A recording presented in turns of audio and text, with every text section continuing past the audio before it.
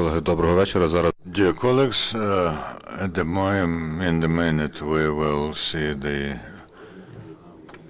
the press briefing by Colonel Andriy Lysenko, the spokesperson for the National Security and Defense Council.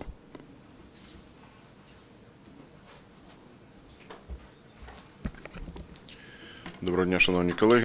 Good afternoon, dear colleagues. Let's go on with our briefing. Today, the President of Ukraine, Petro Poroshenko, met volunteers who provide support to the servicemen of armed forces and National Guards of Ukraine who take part in the anti-terrorist operation in the east of our country. The head of the state appealed to the volunteer organizations to coordinate actions between the bodies of power and citizens who help army and the residents of cities liberated from the terrorists. Besides, he gave an order to representatives of central and local bodies of power to create an atmosphere of maximum help to the actions of volunteers. The head of state said also that he gave an order to the Minister of Defense to dismiss two heads of departments who were responsible for material and technical supply and for tenders to buy the armaments. He also gave the order to include into the composition of public councils representatives of volunteers who would be able to control all the purchases. He also gave a task to the heads of regional administrations to take under care the family of every person who died during the anti-terrorist organization. He also called upon the leaders of the regions not to leave the families of mobilized face-to-face with possible problems all alone.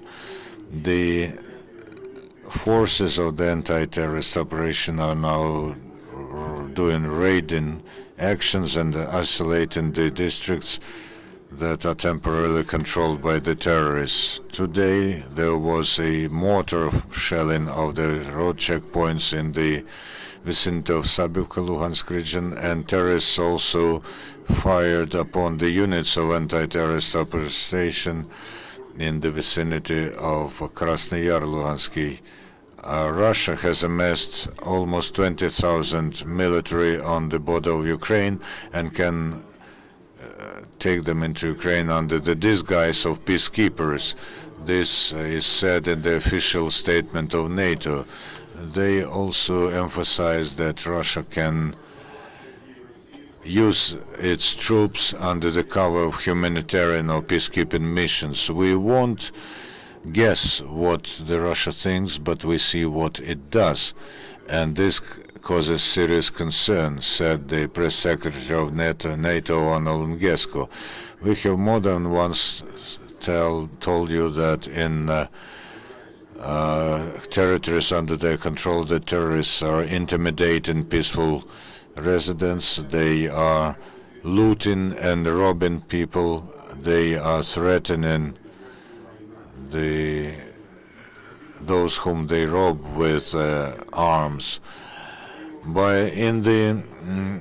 Recently, the Russian mercenaries have started to issue certain papers about the confiscation of property while they try to cover the usual robbery with the need for requirements of military action.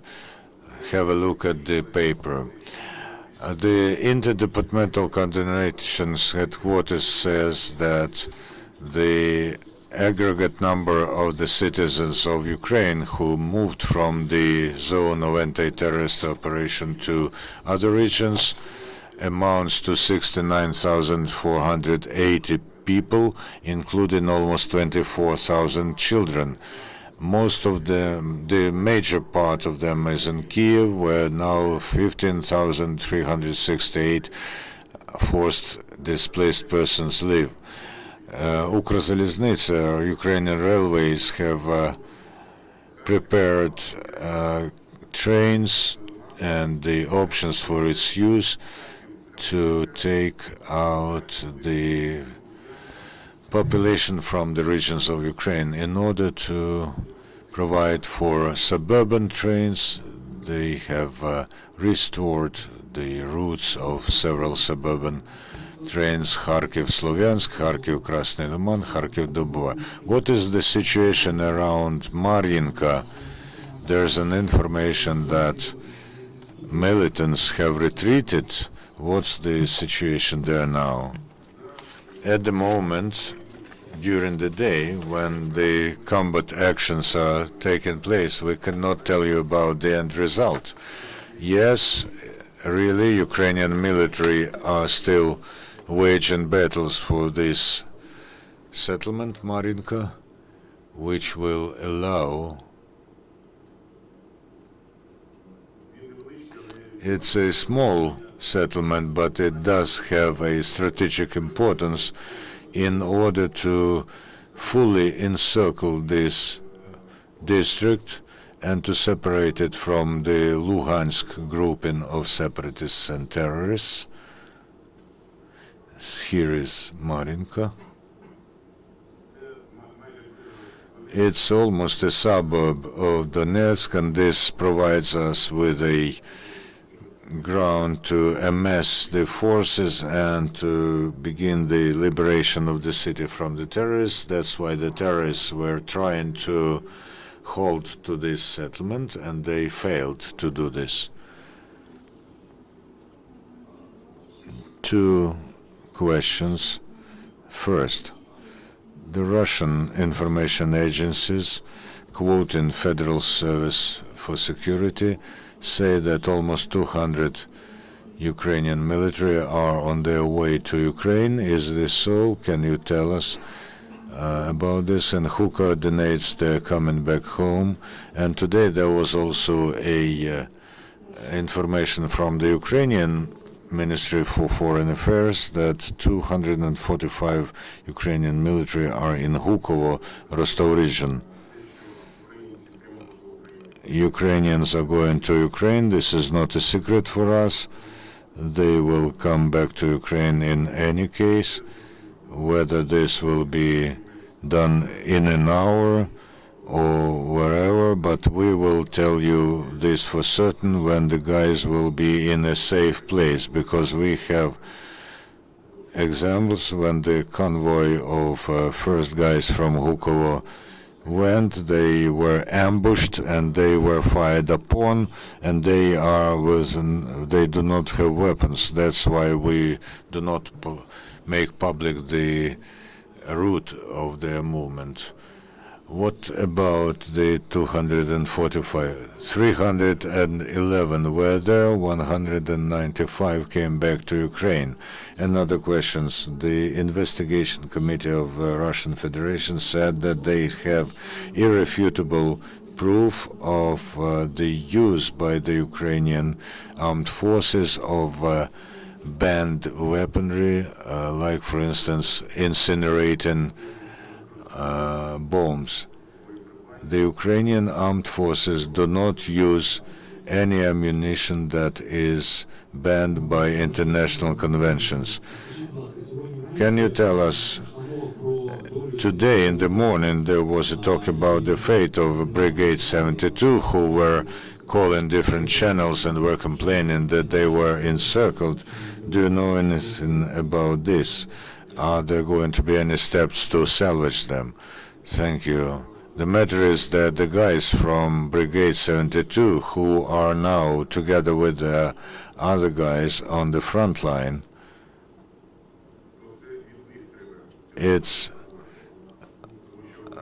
should actually save terrorists from them, because they have every opportunity to perform their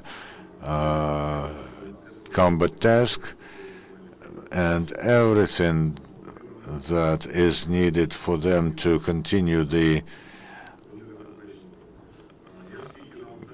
performance of their combat task is being done. As soon as we will cope with this grouping, we will be able to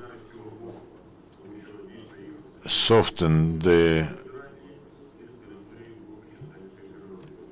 blows from this side, because at the moment they are really being fired upon both from the terrorist-controlled territories and from the territory of the Russian Federation.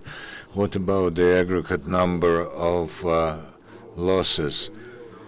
I still do not have the figures, because, you know, they say that combat units are now in the fields, and it's impossible to arrive at results. Although, as far as I was told, today not a single guy from our number was killed. We have the information that Alexander Shutov, son-in-law of the ex-minister Lebedev, came back to his office.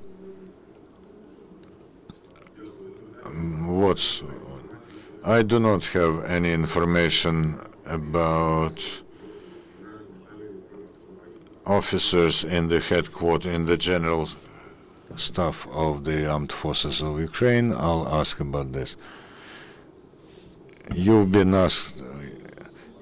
already asked about Shpola plant, about spare parts. We have direct testimony from the director and the engineer general that they still are supplying Russia with some spare parts that are being used by Russian armed forces. There's hydraulics, a word in your question. Yesterday they were talking about missile engines. You know, there is quite a difference between this. You should be more precise about what they are doing. Every enterprise that work for the defense of the country, and they are subordinated to Ukroboronprom, I will ask them about the organization of the work of those enterprises. But yesterday I was told that the products that they were making is still in the territory of Ukraine, although it has been done on the contract from Russia. Any suggestions where the terrorists take fuel for their armored machinery? We have the information that they have quite a lot of problems. Shall I tell you about the gas stations where they take the gas? Microphone.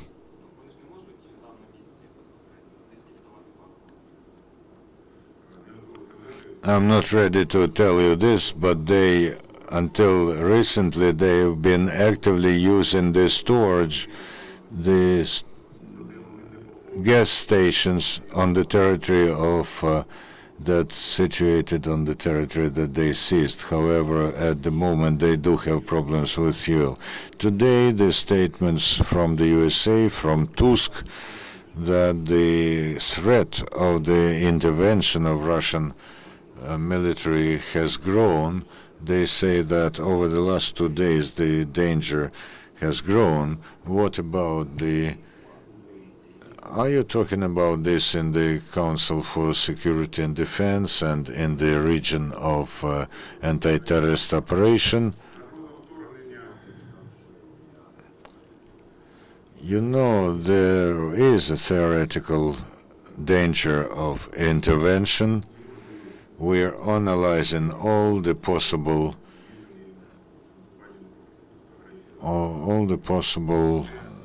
steps that should be taken in order to avert the aggression, but we cannot tell you in detail what's being done for this, because there is information that has limited access, and it can be very well used by the intelligence services of the neighboring country.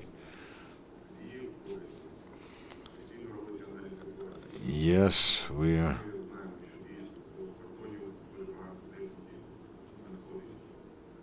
We know that there's quite a lot of machinery on the border of Ukraine. We haven't even talked about today about how many trains with the equipment are there. We know that there's a mass of groupings and combat units along the border of Ukraine.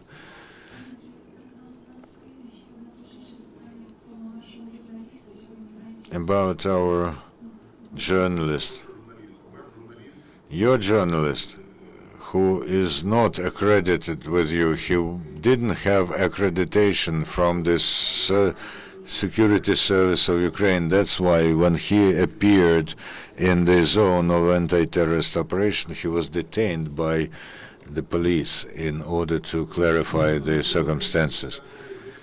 And this is being done with everybody, not necessarily with journalists, but of course there's a huge attention towards journalists because they are gathering information with the help of professional technology. And we had cases when Russian journalists helped terrorists with this information, revealing to them Ukrainian armed forces locations. So a journalist who does not have accreditation from the State Security Service causes concern and suspicion immediately. Yes, you should necessarily have the accreditation in the State Security Service, irrespectively whether this is Ukrainian or a foreign journalist. And the anti-terrorist operation is led by the State Security Service. About the opportunity of the intervention of Russian Federation, the President's administration said that if this happens, then this will be deemed as the full aggression. If this happens, will the Ukrainian army repel the aggression? Will the Russian military meet armed resistance? Will we fire in response? If there's direct aggression, then of course there will be an adequate response on the part of all the armed formations of Ukraine. Any other questions? No? Thank you, and see you tomorrow.